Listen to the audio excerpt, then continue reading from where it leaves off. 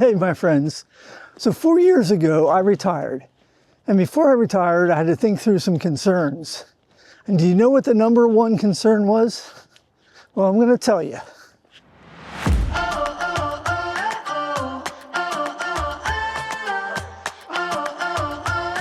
So when we go to retire, we often think through different things. It can be financial. Do we have a plan for that? And yeah, I thought I did have a good plan. I still think I have a good plan for that. We think about, are we going to have things to do? And I have a long list of stuff I want to do, and it keeps growing. So that wasn't really a major concern. Healthcare and health, yeah, that's something that we all have to deal with in our own way. And there's so many changes in that space, who knows? But my biggest concern was the idea that while I had friends, neighbors, family, friends from church, many of my friends were work-related, either people I worked alongside or customers that I'd gotten to know very well over the years. And the idea of being disconnected from them was a little scary. And so it had me thinking about, one, how do I stay in contact with those people? How do I stay connected? And two, how do I make new friends? We talked in one of the earlier videos about me being an introvert. And so that was something that challenged me a little bit, and it probably was my biggest fear going into retirement. So I think I mentioned in a video quite a while ago the book Vital Friends by Tom Rath, and it tried to do a survey or a review of how important friends are in the workspace. And I found that to be very true and very interesting. We talked about the friends there that ground you. It talked about the friends there that are the ones that encourage you, that get you going, help make you innovative. It talked about those friends that are brutally honest, and those are all important friends to have with you. And so as I thought about that and those friends that were important to my growth, my success, my enjoyment at work, what was I going to do now? Could I stay in contact with them? Well, I am very happy to report that things have worked out well. I am fortunate, a friend from work, Mark, who has been arranging a weekly lunch for I don't know how long. It's kind of interesting. I didn't get to the lunch a lot when I was working. I get to it a lot more now that I'm retired. And so it's a mixture of people that are still working at IBM, local in the area, and those of us that have retired. And it's a fun way to stay connected.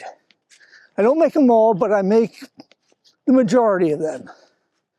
And that's been helpful to really stay connected, find out what's going on with people. And that's been important. So that's just a huge blessing and worked out really well. So tip of the hat to Mark for that. And I've also been able to make new friends and in ways that kind of surprised me because I am more of an introvert.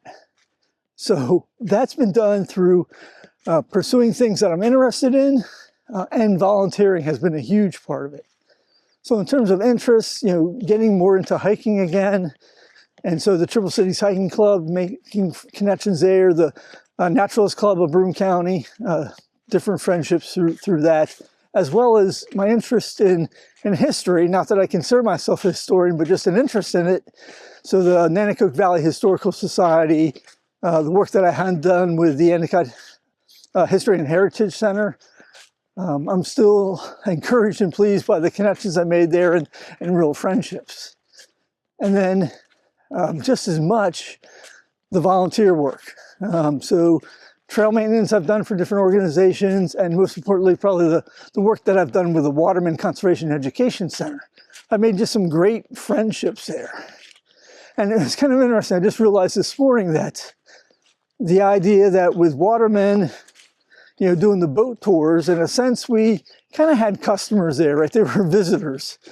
And making connections with them to where if I see them, some of the people that have gone on boat tours, I run into them elsewhere and say, hey, how you doing? It's good to see you.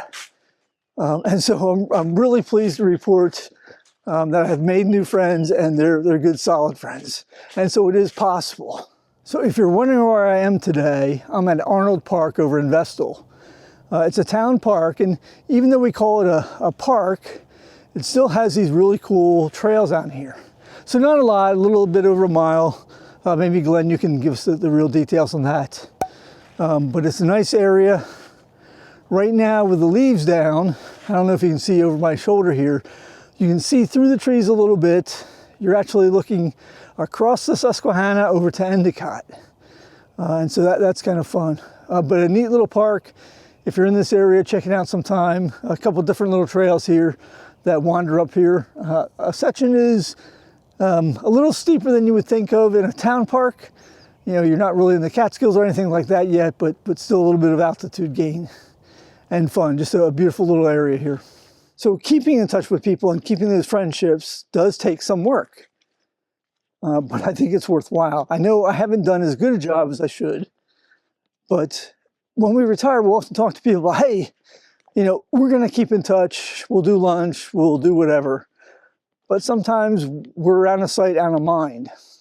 And so the idea is to not let that happen. And since the people that are still working, they have a sense of busyness, and you're not necessarily part of that. And so the ownership is on us to do some reaching out. And again, that's where I know I can do better. But it can be simple things in terms of, you know, when that person comes to mind, just drop them an email or a text. Hey, I was thinking about you today, or I saw something about trains. I know you're really into trains. I thought about you. And instead of saying we should do lunch sometime, position it as, hey, when are you available in the next 2 weeks to do lunch? Let's set a date, right? Or go for a hike or whatever it is. And it's really rewarding to keep those connections going. So I've been retired for 4 years now, 3 years of wandering and pondering, and I'm still enjoying it. And I'm over that fear of not being able to make friends. So if you're about to retire, just spend a little bit of time thinking about friends. How are you going to stay in contact? Where are you going to make new ones? And I'm sure you can do it. So what about you? Are you one of those people like my dad that makes friends at like the post office or a grocery store or the airport out of complete strangers? Or are you more like me where it takes a little bit of work? Let me know down in the comments below, especially if you have any hints and tips about going about that. And the last set of new friends is all of you. So thank you for being part of Wander and Ponder with Bill and Friends. Thank you for those of you that drop comments down below. Even if it's just to say hi. I hope you have a great day. I hope you have good friends around you, and we'll talk again soon. Bye now.